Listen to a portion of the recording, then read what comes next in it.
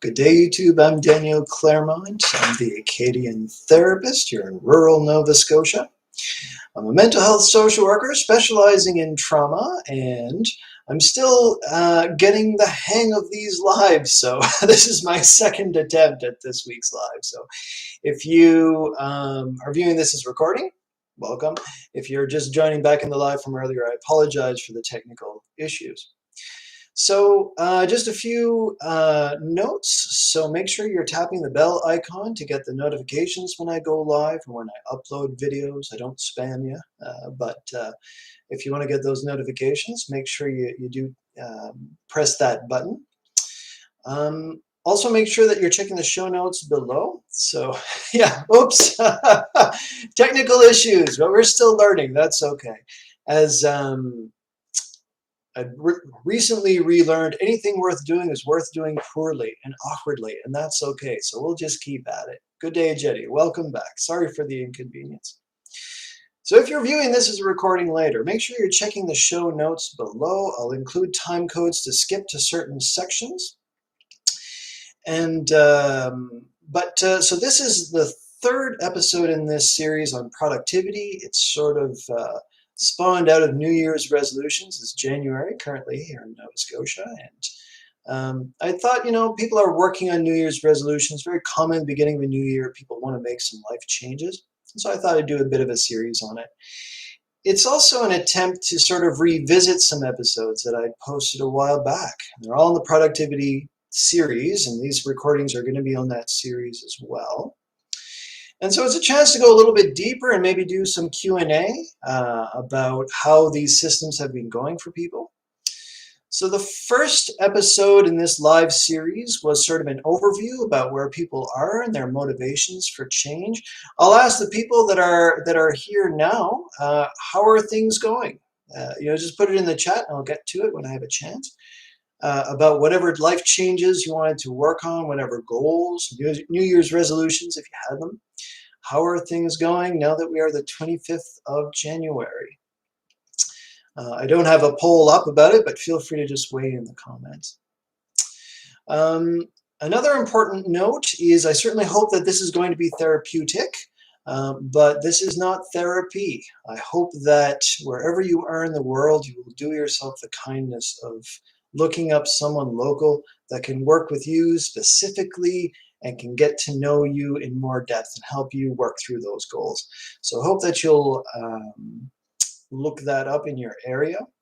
If you like my approaches, my philosophies, if you check out my website, it's just www.acadiantherapist.com. You will see what I'm trained in, what some of my philosophies are, my education background, and that maybe helps you find a therapist that might be kind of similar wherever you are in the world. And I'm always recommending the Psychology Today website because I believe they're international for listings, and you can look up someone in your area that you can work with. So last week we talked about tiny habits, and we get into a little bit more depth than what I talked about in episode 19. So essentially the idea behind that was to take a really ambitious thing, break it down into small pieces that you're able to do, and sort of attach it to a prompt to be able to do it. So we kind of went into microscopic detail about a new habit or a new behavior or something you want to accomplish. I believe the examples we used were household tasks, so being motivated to do household tasks, as well as quit smoking. And so we talked about making the desired behavior easier to do and the undesired behavior less convenient to do, more challenging to do, to reduce it over time. This week, we're going to be talking about personal Kanban. We're going to be doing a bit more depth on this. Now, if you've been on my channel before, I do have an episode in this playlist on personal Kanban.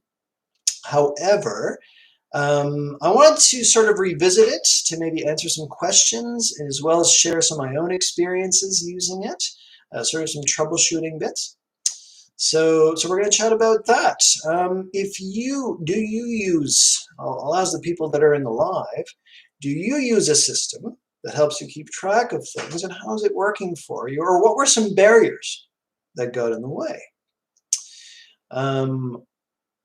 common problem that people have is motivation to do these things. And we talked a lot about that. And you can check out the recorded live from last week. We talked a lot about motivation. What I like about personal Kanban is it does require some setup effort.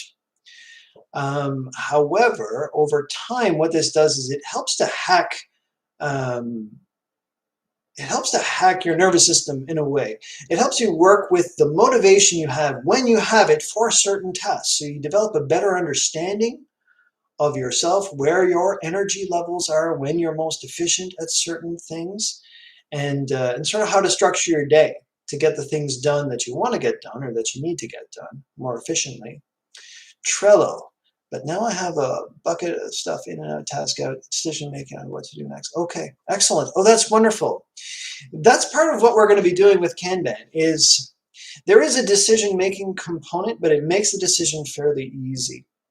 So you're always going to you get more of a feeling of control over where your energy is going, but I'll get to it. So, with Kanban, so essentially the overview of the system is fairly simple. So what it is you take all the behaviors that need to be done. So these includes the little annoying tasks, the aspirational tasks, the things that you would love to do, like some of those big dream tasks that that maybe we talked about last week a little bit. So we've got the everyday, we've got the really ambitious. You break it down into small pieces. Now, last week we talked about the ability factor. So with Kanban, we're revisiting that a little bit. So let's say I wanted to visit Jamaica. Okay, well, that's kind of specific, but it's not really doable right away. Like, how do I even start on that? So you want to sit down, break down those tasks into small little pieces. So maybe I might look up travel expenses, like how much would it cost? How much do I need to save for? Do I have the budgeting skills? Do I need to look up how to budget? So you break it down until you find something that's doable, right? And so this is a brainstorming task. I had talked about in the earlier video that I did on personal Kanban, just using little scraps of paper or Post-its that you just stick on the wall. I've been doing it for a little while now, so I actually made these laminated versions, and it's a little bit more color-coded, so it's a little bit fancier, but it doesn't have to be that fancy. At first, I would just recommend little scraps of paper. You put it on the wall, so you end up with, frankly, a very overwhelming list of things to do. The only comfort I can offer in this is if it looks overwhelming on the wall, it's already overwhelming. You're just not aware of it. So when you look at it, it helps you organize it a little bit differently. So you have all the things that need to be done. Some of them are going to be more vague or some of them are going to be more clear. So let's say wash the dishes. That's a pretty straightforward, simple one. It's doable. It's specific. So anything that you're ready to do. Now, ready means you have the resources, it's specific enough, you're able to get that thing done right now. So anything that's in that ready column is stuff that you could do in this moment. So you populate that column. The second header is doing. So you have the ready section. This is the stuff that you can do. Doing is the stuff that you're doing in this moment. Now, the benefit of this is it helps teach you focus. And this is a common problem that people have. People will say, I don't have a lot of patience, or I don't have a really good attention span. So this is very relevant, right? So when you're putting that doing, basically whatever you're working on, that's the only thing that should be in that section. And at most, I've seen it recommended three things at most that you're doing at a particular time. Multitasking is not a very effective use of your time. Now, sometimes you have to, right? But basically, you've got ready. When you're ready to do something, when you're ready to take on one of those things, you move that Post-it over into doing. And then when it's finished, you move it into done. That's the whole system, basically. So the advantages of this, so as I say, it's really specific, the things that you want to work on. It helps teach you that focus. This is what I'm actually doing. And then at the end of every day, you're going to have a done section. Now, I don't know about you, but sometimes I'll reach the end of my day and I'll say, where did my energy go? I'm tired, but I don't know where my energy went. This helps you really see where your energy goes. And so that's one factor, so it gives you that feeling of accomplishment, that you're actually moving forward. And that's pretty much the Kanban system right there. How is that sounding for those that are in the live? Any questions so far? Notably, drinking more water is on my Kanban board. So this is one thing I could say right now. What I'm doing is I'm doing a YouTube live and I'm drinking my water. So those are things that are important to me, but also these are things that my energy is actually going towards. Thumbs up. Awesome. Clear enough. Good. So one reason that I like this system, and maybe the way that I think about it is this. So let's say you had 6 tasks. Each one takes 10 minutes. So that's maybe an hour in total, right? So just to simplify things. So you have these 6 10-minute tasks. And maybe one of them is washing dishes, and another one is doing some paperwork, or paying bills, or walking the dog. So these are different tasks. Well, maybe when you look at that task, by the way, very important point.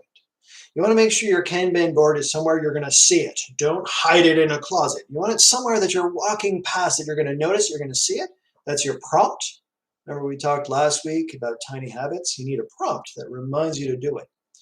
You're going to have this visual. When you look at it, you got these tasks, and you might say, I do not want to wash dishes. No, you might have a little tantrum about it. That's okay. You don't have to force yourself to do it. If there's no rush on it, all the things, they're each 10 minutes. It doesn't matter what order you do them in. That's what's kind of fun about this. So I might have some resistance to doing paperwork, but I do want to walk the dog. So I look at those things. Well, I have to walk the dog. I want to walk the dog. I'm going to move that over into doing. But the things that I'm avoiding doing, I'm still looking at them. So there's an awareness piece and maybe an accountability piece. Because if I'm forever not doing my paperwork, I have to ask myself some questions. Why is that not moving forward? What's my resistance to doing it? Right? So that way you are always doing the thing that you are best equipped to do in that moment. So some things is going to be a little bit easier to do, so you're going to focus on that. You may also start to notice patterns. So maybe first thing in the morning is a better time for you to catch up on your email, or maybe you like to wrap up your day with that. So it helps you structure your day so you can work with the energy and the motivation that you got most effectively, right? So that's another nice aspect about this. If some things are never getting done, well, that brings an important awareness too. Why are you never getting to it? Maybe it's not important to you. Maybe it's not relevant. Maybe you haven't broken it down simply enough. Maybe it's just overwhelming you to just look at it. So it helps you move forward on those tasks too. You're never procrastinating. Ethne, does this system work for longer term projects? Many assignments as part of a course, for example. Yes, Ethne, absolutely. Yep, 100%, absolutely, Jenny, that's right. We waste, I think, a lot of energy because we battle ourselves. We say, I need to make myself do this. I need to just suck it up and do it, which is this punishing thing. And as I talk about to death on my videos, this pushes you out of your window of tolerance. And so then instead of able to work effectively, you have this tension, a fight or flight or shutdown reaction. You're battling yourself. Kanban is much simpler. It's like you don't have to battle yourself, but there's an accountability piece. So there's some things you're not moving forward to.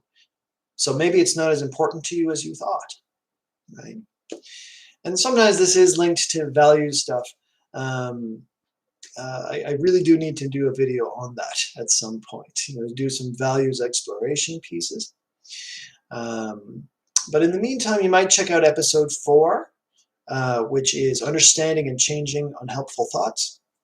Sometimes that's where our values come from and priorities. So if you're never moving goals forward, maybe there's an assumption there. Maybe it's not so important to you, or there's something you need to do first. Um, Sometimes I'll use the example, with clients where it's like, all right, so my goal is here, and then an obstacle comes up. Well, this just became the new goal, didn't it? So I want to go shopping, but I'm anxious about being in public. Okay, so there's anxiety about being in public. So what's up with that, right? So you can constantly find something new to work on. You can break it down. And you're able to move forward, with your life. Something else that I found helpful was when to stop using the Kanban system. So I personally would not want to live with a system this way that I'm constantly checking for the rest of my life. It would just be awful. I would not enjoy that. So when you start noticing that you're not looking at the board anymore, there's some resistance to it, or you haven't, I call it a fossilized Kanban board, which is what would happen when I would walk past and I realized I hadn't touched it in months. Oh, I guess I'm done with that. Well, don't have it staring at you. Go ahead and take it down. But even if you just use it for a short period of time, there's probably going to be some benefits because you'll learn to be a little bit more efficient. You learn to give yourself partial credit. So by partial credit, I mean when you're moving something from ready to doing to done, you don't have to finish the task. At least that was a permission that was important to give myself. So if washing all the dishes is overwhelming, just do a few dishes. That's fine. You did it. You worked at it.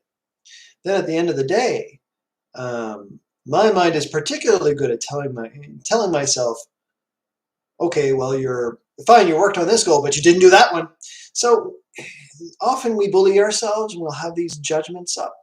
So with Kanban, you're able to look at the end of the day and say, actually, you did do the things. You didn't do as much as you think you should be doing, but you did do some of them, right? So there's always this forward momentum. It helps you work with the energy level that you've got. You'll learn your most productive times of day. You'll learn resistances you might have and maybe where that comes from. And maybe you'll let go of some unhelpful goals, right? Some things that are maybe not so healthy for you. So that's pretty much all the notes that I had prepared about why using this kind of a system can be helpful, when to let it go. And what I really like about it is it's very compassionate. It works with your system instead of fighting yourself or forcing yourself to be something that you're not ready to be. So how does that sound to folks? Are there any thoughts that anybody wanted to share before we wrap up today? 100% agree with things when we have the most energy to do it. Yeah, absolutely, Jenny. 100%. Yeah, absolutely. Yes. Myself, I'm more of a morning person, so I tend to stack more of my tasks first thing in the day, and then towards the end of the day, I tend to be a little bit less focused. So, yeah. But unless anybody had any other questions, that's all I had prepared for this week. Thank you so much for your interest. If there's any thoughts that you have, please feel free to put it in the comments. And we will see you next Tuesday at 7 p.m. Atlantic Standard Time. Thanks so much and take care.